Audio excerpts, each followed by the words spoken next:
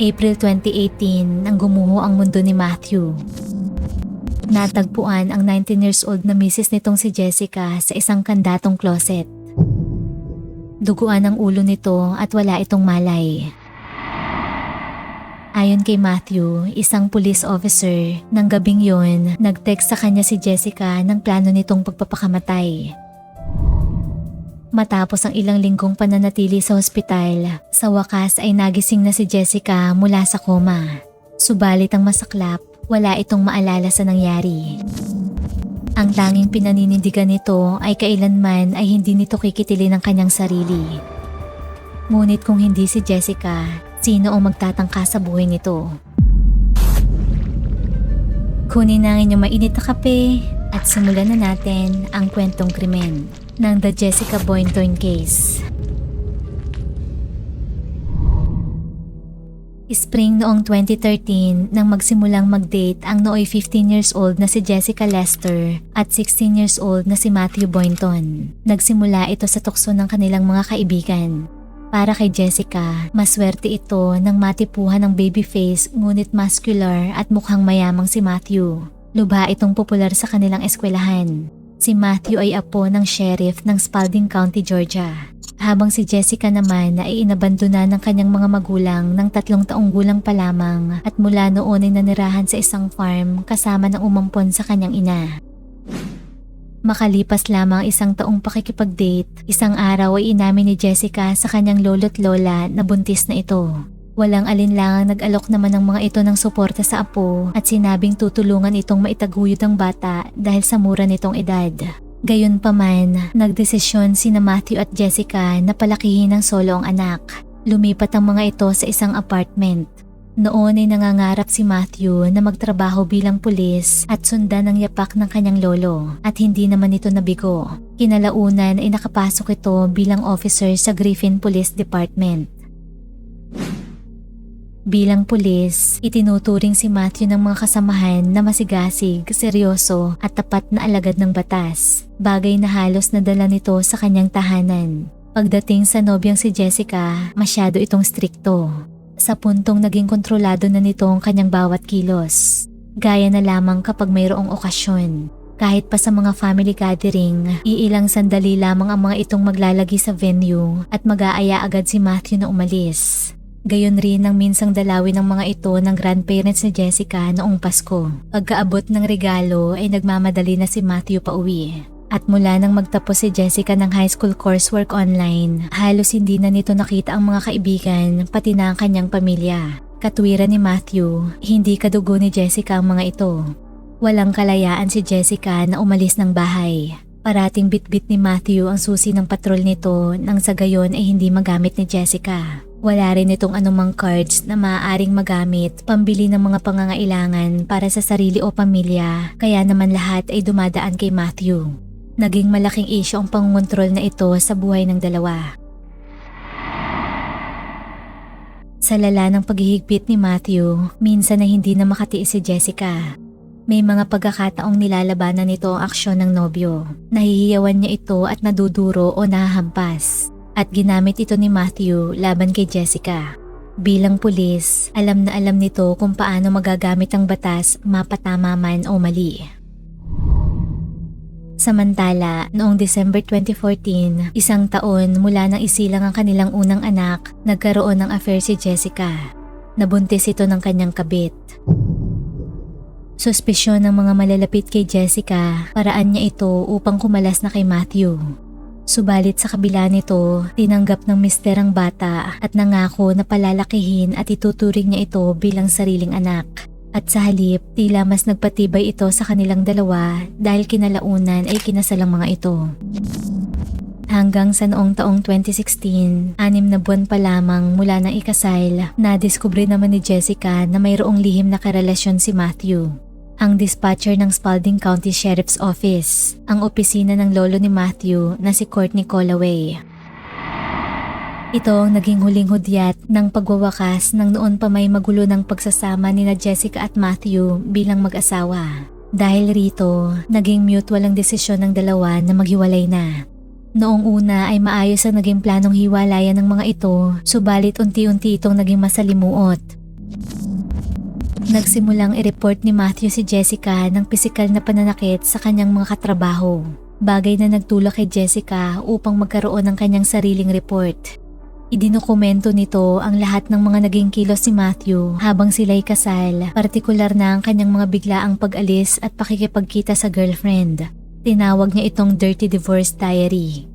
Sa gitna ng kanilang napipintong paghihiwalay, kapwa sikretong naghanda ng kani-kanilang mga bala laban sa isa't isa sina Matthew at Jessica. Ito ay para sa kustodiya ng mga bata. Isang araw noong April 2016, nagpaplano na si Jessica na umalis ng kanilang tahanan kasama ang mga bata at magtrabaho sa ibang lugar malayo kay Matthew. Ready na ang mga gamit nito at kumukuha na lamang ng tiyempo paalis. Subalit bago ito, bandang alas 9 ng gabi, nagkaroon ng mainit na pagtatalo sa pagitan ng mag-asawa. Dahilan upang mag-report muli ng domestic violence si Matthew. Upang pahupain ng tensyon, dinala ni Jessica ang mga bata sa isang kaibigan at kapitbahay nito. Noon ay inakala nitong kalmado na ang lahat at tapos na ang komosyon nilang mag-asawa. Ngunit hindi pa pala doon magtatapos ang lahat. Ilang sandali pa, biglang nag-text si Matthew. Nag-aaya ito kay Jessica na mag-Walmart upang bumili ng gatas ng mga bata. Bandang alas 10 ng gabi nang makarating ang mga ito roon. 10:15 PM nang makuhanan ng security camera ang pamilya Boynton habang naglalakad sa store. Nakapulang damit si Jessica habang nakasunod sa likod nito ang mister na nooy naka-gray na sweatshirt. Hanggang sa maya-maya pa, isa na namang away ang sumiklab sa dalawa. 10:45 PM nang mahagip ng CCTV si Jessica papalabas. Noon ay muling nag-report si Matthew sa kanyang mga kasamahan at sinabing ayaw sumama sa kanya ni Jessica pauwi. Gayunpaman, taliwas ito sa footage na kuha sa may parking lot. Bagamat sa isang video ay nakitang mag-isa si Jessica palabas, sa huli ay sama-sama pa rin sumakay ng itim na truck ang pamilya. Ayon sa report ni Matthew, maghahating gabi nang lisanin nito ang kanyang mag-iina sa kanilang tahanan upang tagpuin ng kapwa officer nito para sa isang late snack sa Waffle House. Subalit bago umalis, may bigla umanong inirequest ang misis.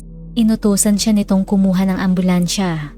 Tingin noon ni Matthew ay inaatake ng anxiety si Jessica kaya inusisan niya ito kung nahihirapan bang huminga. Subalit walang ano-ano ay pinagsarhan umano siya nito ng pinto. Kaya naman umalis na lamang si Matthew at tinagpo ang katrabaho. Subalit nang makarating sa Waffle House, ilang minuto pa lamang ang lumipas nang makatanggap si Matthew ng isang nakakakilabot na message mula kay Jessica. Nagtatangka itong kitilin ng kanyang sarili. Ayon sa actual na mensahe, quote-unquote, I can't do this anymore. Take care of Tolan and Tyler. Please tell them I love them every day. I've been suffering for a while now, and no one has noticed. Here lately, I have not been able to recognize the person I see in the mirror. This is not the first time I have had suicidal thoughts. I love you and the boys. Dali-daling tumawag si Matthew sa kaibigan nito sa dispatch. Hey, are you on EMS? Mm-hmm. Okay, can you please dispatch a unit out to my location? It's in reference to my wife. She's having suicidal thoughts. She told me to take care of the boys. So I'm trying to hurry up and get back home just to make sure that nothing's going to happen to them. Any weapons inside the house? Just my service weapon. Naunang dumating si Matthew sa kanilang bahay bago pa man ang emergency. Habang papasok, narinig agad nito ang malakas na iyak ng bunsong si Tyler. Hanggang sa maya-maya pa, umalingaw-ngaw ang dalawang malakas na putok ng baril. Sa takot, mabilis na tumakbo si Matthew sa closet kung saan ito itinatago ang kanyang baril. Subalit nakalak ito.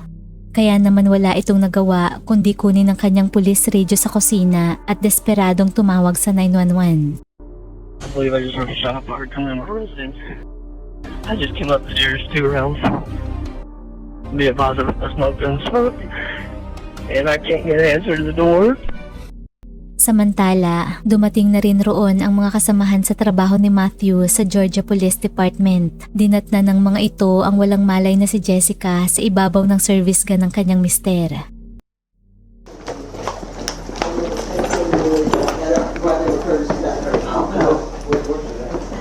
think she's in the master closet. Stay out, Matt. Stay out. My kid's back in there, man. Maybe she didn't shoot my kid. Is this the master? What master room, man? The master closet, I feel right. Nasa loob si Jessica ng closet. Perpektong nakahiga ang ulo nito sa isang dugoang unan. Halos pula na rin ang blonde nitong buhok. Noon ay ipinagpalagay ng mga ito na nagmumula ang dugo sa tama nito ng baril sa ulo. Sa kabutihang palad ay ligtas ang 2 batang naroon. Ang 8 buwang sanggol na si Tyler ay walang tigil ang pag-iyak habang ang 2 taong gulang na si Tolan ay mahimbing na natutulog sa kanyang higaan. Suot ang kanilang body cam, nakuhanan ng mga ito si Matthew na nakapulang damit na naghihisterikal at walang tigil sa paghagulhol. Sinamahan nila ito sa labas upang pakalmahin. This can't happen, man. Fucking mom her. She loved me. She told me she loved me before she did it. Yeah. What are my kids gonna do? These are mom. This down.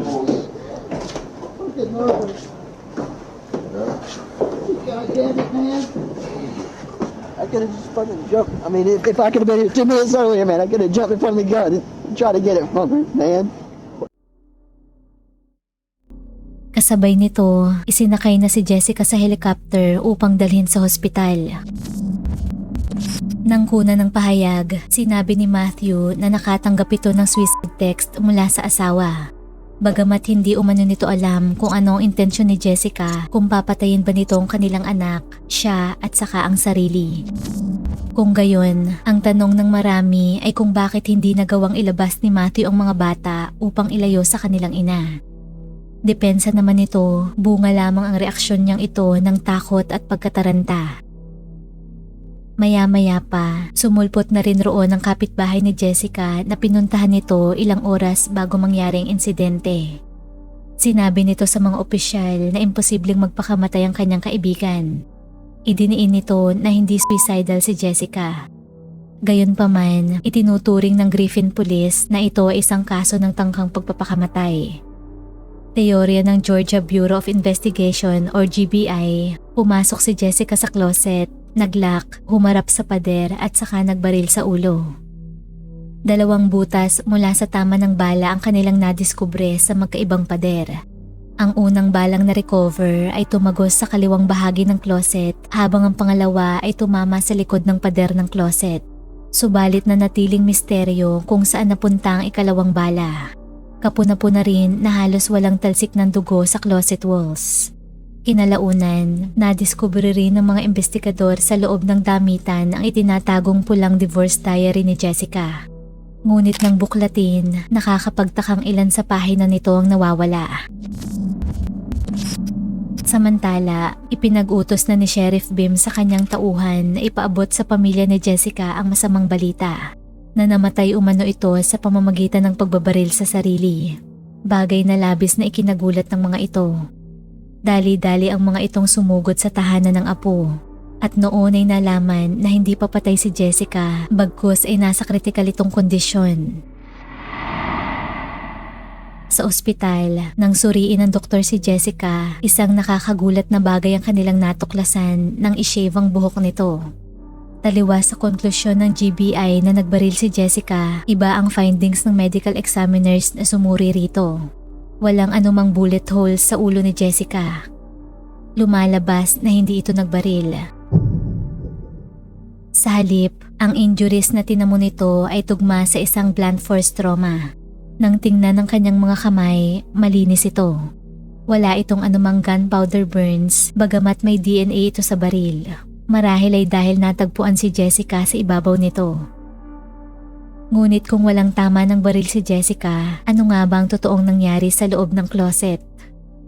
Sa kasamaang palad, si Jessica lamang ang tanging nakakaalam ng kasagutan sa katanungang ito.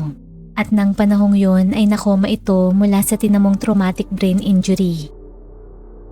Samantala, matapos ang insidente, habang si Jessica ay nananatili sa ospital, nilisan na ni Matthew ang kanilang tahanan at lumipat sa bagong bahay kasama ang kanyang mga anak at ang girlfriend na si Courtney.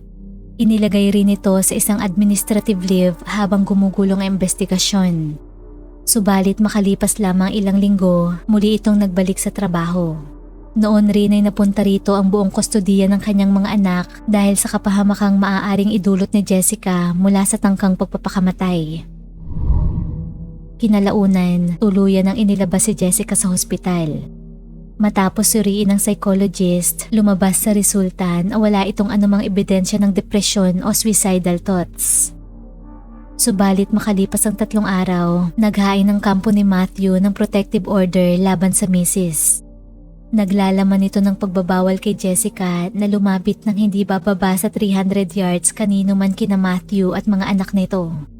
Kasunod nito, tuluyan ng isinarang kaso. Ayon naman mismo kay Jessica, hindi ito nagtangkang kitilin ng sarili. Ngunit ang masaklap, wala itong memorya ng buong kaganapan ng gabing matagpuan itong duguan at walang malay sa closet. Noon rin ay saka lamang nito nalaman na kulang na ang pahina ng kanyang diary kung saan idinokumento nito ang lahat na maaari sanang magamit bilang ebidensya. Naniniwala si Jessica na ang mga pahinang nawawala ay naglalaman ng impormasyong itinatago ni Matthew.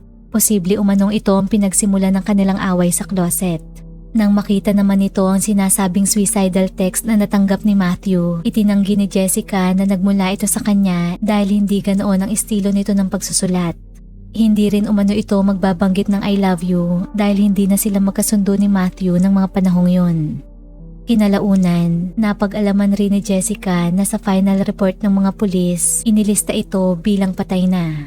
Para kay Jessica, hindi lamang ito basta error kundi isang parte ng pagtatakip ng mga pulis sa kanilang kabaro.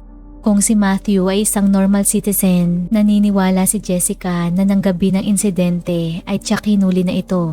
Ngunit dahil isa itong pulis na apo pa ng sheriff, gagawin ng mga ito ang lahat upang pagtakpan ito. Bago ang insidente kay Jessica, kilala na ang Spalding County Sheriff's Department sa pagko-cover up ng aligasyon laban sa kanila. Gaya na lamang ng sex scandal na kinasangkutan ng dating captain ng mga ito. Sa kanyang patuloy na recovery, higit pang lumakas ang kumpiyansa ni Jessica na pinagtangkaan nitong paslangin ni Matthew. Ang tanging kailangan nito noon ay matibay na ebidensya laban sa mister. Hanggang sa makilala nito si Will Sanders, ang taong magiging kasangga nito sa paghanap ng hustisya. Si Will ay anak ng isang dating state lawmaker, truck driver by profession at investigator by passion. Naging interesado ito sa kaso ni Jessica nang mabalitaan nito. Mula noon ay kinolekta na at pinag-aralan nitong mabuti ang mga ebidensya upang alamin ang katotohanan. Nang isara ng GBI ang kaso at isoli kay Jessica ang mga ebidensya, kinuha ito ni Will sa kanya upang i-fact check. At noon ay natuklasan nito ang maraming inconsistencies sa mga pahayag ni Matthew na na-miss ng mga pulis. Una nang nakakuha ng atensyon nito ang suot na pulang sweatshirt ni Matthew ng gabi ng insidente na ibinigay nito sa mga pulis upang itest para sa gunshot residue. Malinaw mula sa kuha ng CCTV sa Walmart na kulay gray ang suot nito at hindi red. Nangangahulugan na nagpalit ito ng damit upang mag-negative sa test. Salungat sa nauna na nitong pahayag na hindi ito nagpalit. Ang ikalawang inconsistency ay nagmula sa phone records ni Matthew. Nadiskubre ni Will na habang tumatawag ito sa 911 upang i-report si Jessica, ka-text rin ito ang kanyang mistress. Sa 911 call, nagpapahiwatig ito ng takot at pagmamadali upang isalba si Jessica, ngunit iba ang istoryang ipinapakita ng messages nito sa kanyang kabit habang nakikipagbiroan rito. At ikatlo, ang itinuturing nito bilang nakakaalarma sa lahat ay ang timeline ng pangyayari nang marinig umano ni Matthew ang 2 putok ng baril. Ayon kay Matthew, 2 magkasunod na putok ang narinig nito bandang 1:00 ng umaga noong April 15, 2016. Bagamat ayon sa ilang kapitbahay, 11 PM nang makarinig ang mga ito ng isang putok ng baril. Mas maaga ito ng 2 oras sa sinasabi ni Matthew. Kritikal na piraso ito ng impormasyon na hindi man lamang na-verify ng mga pulis sa ibang witness. Bagkus ay tinanggap lamang kung ano ang sinabi ni Matthew. Sa patuloy na paglalim ng investigasyon ni Will, mas tumitibay ang paniniwala nito na may malaking pagkukulang at itinatago ang law enforcement. Bagay na pinaburan ng retired homicide detective na si Tim Miley. Mula sa 33 years experience nito sa pag-iimbestiga ng mga gunshot cases, sinabi nitong inconsistent sa taong sinadyang magpakamatay ang nangyari kay Jessica. Teorya nito, nagkaroon ng pambubuno sa pagitan ng mag-asawang Boynton na humantong sa pagkakabaril kay Jessica. Sa pag-aakala ni Matthew na namatay ang misis, sinubukan nitong palabasin na suicide ang nangyari. At sa tulong ng kanyang kapwa-opisyal, nalusutan nitong batas. Sa kabila ng lahat ng ito, nanatiling sarado ang kaso laban kay Matthew. Umaasa si Will na balang araw muli itong mabubuksan, kaya naman maingat nitong pinangahawakan ng kanyang mga ebidensya. Gayunpaman, sa isang twist, 1 year matapos ang pangyayari kay Jessica, July 28, 2017, naaresto si Matthew. Ngunit ito ay hindi para sa kasong attempted murder. Ito ay para sa isang hiwalay na insidente ukol sa pagsisinungaling nito. Itinanggi ni Matthew na nasa kanya ang gym bag ni Jessica na naglalaman ng mga personal nitong gamit na sana'y dadalhin nito pagtakas kasama ang mga anak. Subalit nadiskubre ito ng bagong kinakasama ni Matthew at isinumplong ito sa mga pulis. Nang inilatag ng officers ang ebidensya nang humarap sa interview, inamin ni Matthew ang pagsisinungaling.